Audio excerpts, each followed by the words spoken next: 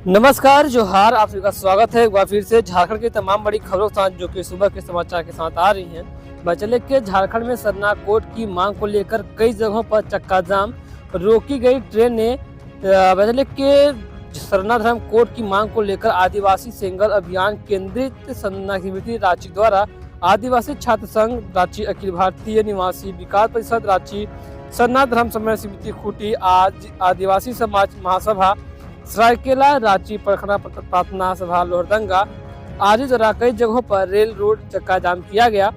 आदिवासी सेंगल अभियान के राष्ट्रीय अध्यक्ष पूर्व सांसद सालगन मुर्मू ने कहा कि 5 राज्यों में कई जगहों पर रेल रोड चक्का जाम किया गया। सरायकेला खरसावा रेल मार्ग पर चांडिली स्टेशन, मिरुडी रेल फाटक, गमहरिया आदित्यपुर रेल मार्ग के बीच, पश्चिम सिंहभूम के जनातपुर प्रखंड में मालुका रेल स्टेशन और असम के कोकराझन जिला के गोसाईगांव व श्रीरामपुर स्टेशन के बीच रेल चक्काजाम किया गया। पश्चिम बंगाल में पश्चिम वर्तमान के काली पहाड़ी, बीरभूम जिला के नोटाहाटी रेलवे स्टेशन जाम और बिहार के कटिहार जिला में रेलवे स्टेशन बारसोई जंक्शन व मुंगेर जिला के बरियारपुर रेलवे स्टेशन पर रेल चक्काजाम किया गया।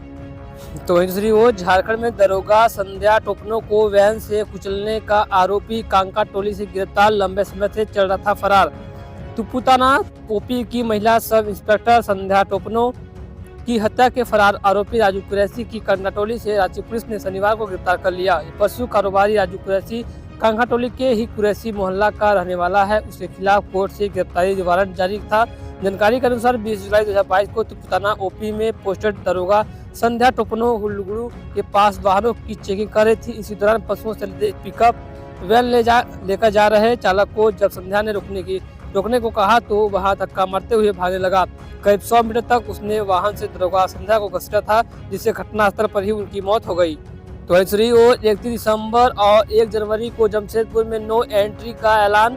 बजट के नए वर्ष को लेकर यातायात पुलिस ने ट्रैफिक नियमों में फेरबदल किया है। इसे लेकर जिला प्रशासन और जिला पुलिस ने आदेश भी जारी कर दिया है। नए वर्ष को लेकर 31 दिसंबर 2023 की शाम 5 बजे से रात 2 बजे तक बस को छोड़कर सभी प्रकार के भारी वाहनों का परिचालन वर्जित रहेगा। वहीं 1 जनवरी 2022 को सुबह 6 बजे से रात 12 बजे तक बस को छोड़कर सभी प्रकार के भारी वाहनों का परिचालन वर्जित रहेगा।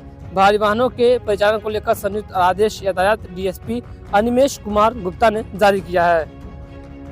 तो वहीं श्री वो बोकारो के सदर अस्पताल की इमरजेंसी में तैनात रहेंगे 3 चिकित्सक व 12 स्वास्थ्यकर्मी। नए साल को लेकर विशेष तैयारी की नए साल को लेकर स्वास्थ्य विभाग की विशेष तैयारी की गई है, जिसे जिले के सभी सरकारी व गैर सरकारी अस्पतालों को अलर्ट मोड पर रखा गया है।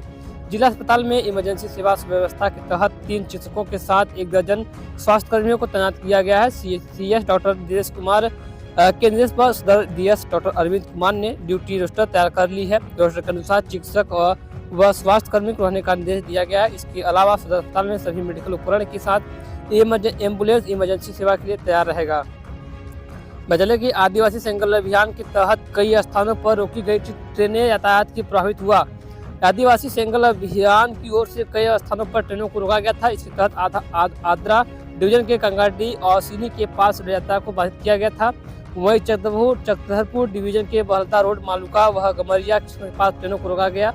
रांची डिवीजन में भी ट्रेनों को रोका गया था, जिससे कई सारी ट्रेनें रद्द कर दी गई हैं।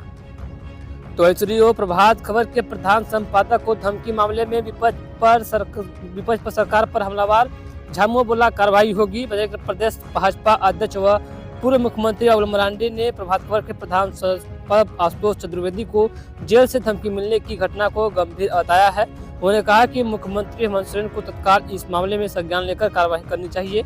मैं तो पहले ही कई बार इस बात को कहा कि झारखंड का जेल सरकार को संचालित हो रही जेल से प्रधान संपादक को फोन कर धमकी देना बड़ा ही गंभीर मामला है। यह जांच का विषय है कि धमकी देने वाले व्यक्ति का तक टेलीफोन कैसे पहुंचा। उन्होंने कहा कि इसका सीधा अर्थ निकलता है कि जेल में बंद अपराधियों का अफसरों व सरकार के बैठे लोगों से पूरी तरह सांठगांठ है। पिछले दिनों धनबाद जेल में क्या हुआ, कैसे हुआ, हथियार पहुंचा, इन घटनाओं से प्रतीत होता है कि राज्य के मुख्यमंत्री अपराधियों के सामने लाचार व बेबस है। नहीं तो कोई भी अपराधी इस प्रकार का दुस्साहस नहीं कर सकता था।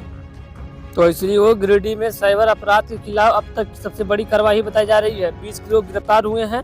साइबर अपराधियों के खिलाफ गिरिडीह पुलिस ने अब तक की सबसे बड़ी कार्रवाई करते हुए अलग अलग जगहों पर छापेमारी कर 20 लोगों को गिरफ्तार किया है। इनके पास से 27 mobile phone, 50 SIM card, 6 ATM card, 4 bike, 2 car और 1,38,100 रुपए नगद बरामद किए हैं। ये जानकारी शनिवार को ही गिरिडीह के एसपी दीपक कुमार शर्मा ने दी थी।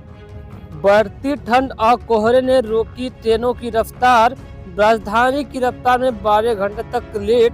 उत्तर भारत में कोहरे का असर राजधानी जैसी ट्रेनों पर पड़ रहा है। सबसे महंगा किराया होने के बावजूद भी राजधानी ट्रेन लेट होने पर यात्रियों को प्रॉपर खाना नहीं मिल पा रहा है। इस पर यात्रियों ने नाराजगी जताई है। यात्रियों ने ट्रेन में मिले चावल, दाल और अचार की तस्वीर रेल मंत्री अश्विनी वैष्णव को सोशल मीडिया के जरिए भेजकर पूछा है कि ट्रेन लेट होने पर क्या यात्रियों को भोजन में यही परोसने का प्रावधान है। ट्रेन लेट हो रही है तो हमारी क्या गलती है। 2 दिन पहले दिल्ली से आ रही रांची राजधानी ट्रेन 12 घंटे विलंब से आई। इस दौरान ट्रेन में यात्रियों को न तो समय पर चाय दी गई और न ही नाश्ता। यात्रियों ने नाराजगी जताई तो चावल, दाल व अचार दे दिया गया।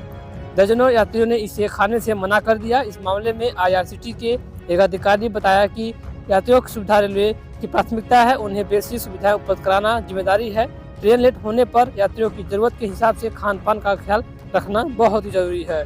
तो वहीं दूसरी ओर मिल सकती है पास शिक्षकों को बड़ी खुशखबरी। नए साल का बड़ा तोहफा देने जा रही है हेमंत सोरेन सरकार। जी हाँ, सही सुना आपने। झारखंड की हेमंत सोरेन सरकार अब अपने पारा शिक्षकों, सहायक अध्यापकों को एक बड़ा ही तोहफा देने का ऐलान करने वाली है, क्योंकि पारा शिक्षकों ने कई बार आंदोलन किया और कई बार आंदोलन से रहते हुए अपनी मांगों को रखा। इसी को लेकर के अब पार्टी में झारखंड सरकार वाद विवाद कर रही है ताकि पारा शिक्षकों के हित में कुछ अच्छा निर्णय ले सके, क्योंकि नए साल में अच्छा निर्णय अगर नहीं आ पाता है तो कहीं ना कहीं पारा शिक्षकों को दुख भरा 4 साल बीतेगा। और अगर इस साल में अगर झारखंड सरकार पारा शिक्षकों के हित में निर्णय नहीं लेती है तो कहीं ना कहीं एक तरफ झारखंड सरकार की, हेमंत सोरेन सरकार की वोट में गिनती नहीं हो पाएगी, क्योंकि झारखंड के सहायक अध्यापकों से पिछली सरकार आने से पहले उन्होंने वादा किया था कि उनकी मांगों को पहले प्राथमिकता दी जाएगी, लेकिन अभी तक मांगों को पूरा नहीं किया गया है। 4 साल बीत चुके हैं, लेकिन ऐसे में झारखंड सहायक अध्यापक, पारा शिक्षक एक बार फिर से अपनी मांगों को लेकर उज्ज्वलता देखने को मिल रही है। ऐसे में हो सकता है कहीं ना कहीं कि सरकार को इसके बारे में एक बार फिर सोचना चाहिए और इस बारे में सोचने के बाद पारा शिक्षकों को कोई नई रणनीति के साथ एक नया तोहफा जरूर देना चाहिए, चाहे वो मानदेय का हो, चाहे अस्थायीकरण का हो, चाहे नियमावली का हो। ऐसे में झारखंड पारा शिक्षकों को एक नई तोहफे के रूप में अब नए साल में मुख्यमंत्री हेमंत सोरेन क्या तोहफा देते हैं ये आने वाला समय ही बताएगा। तो वही दूसरी ओर अगले माह लागू होगा प्लान। बिना रूट पास के चलने वाले ई-रिक्शे होंगे जब्त। शहर में चल रहे 4,500 ई-रिक्शा के लिए जल्द ही रूट पास जारी होंगे। ई-रिक्शा संचालकों की मनमानी पर लगाम लगना आने के लिए निगम प्रशासक अमित कुमार ने शनिवार को अधिकारियों के साथ बैठक की। उन्होंने DTO और ट्रैफिक पुलिस को निगम पदाधिकारियों के साथ मिलकर रूट का सर्वे करने का निर्देश दिया है। प्रशासन ने 10 जनवरी तक रूट की सर्वे रिपोर्ट तैयार कर देने का निर्देश दिया है।